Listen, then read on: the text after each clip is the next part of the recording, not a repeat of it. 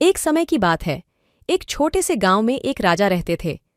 यह गांव बहुत ही सुंदर था, जिसमें हर जगह हरियाली और खुशबू फैली हुई थी। इस गांव में एक चमत्कारी पेड़ था, जिसके पास रहने वालों के हर मनोकामना पूरी होती थी। इस पेड़ का नाम था मनोकामना वृक्ष। एक दिन गांव के लोगों ने राजा से अपनी मुश्किलों का समाधान मांगा। राजा ने तत्काल मनोकामना वृक्ष के पास जाकर प्रार्थना की।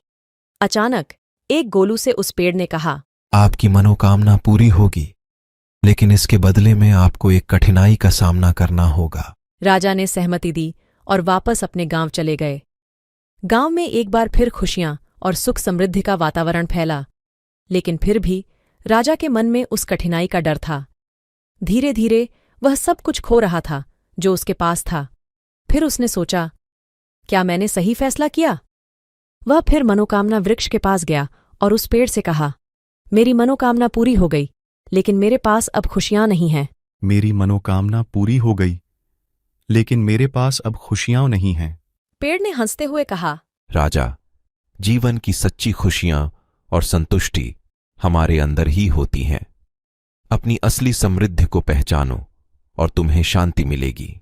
फिर गांव में फिर से समृद्धि और शांति की भावना फैल गई और राजा ने समझा कि वास्तव में जीवन की असली खुशियां और समृद्धि हमें अंदर ही मिलती हैं।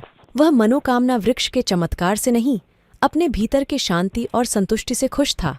और उसने देखा कि सच में जीवन का सबसे बड़ा चमत्कार है हमारे अंदर का शक्तिशाली आत्मा।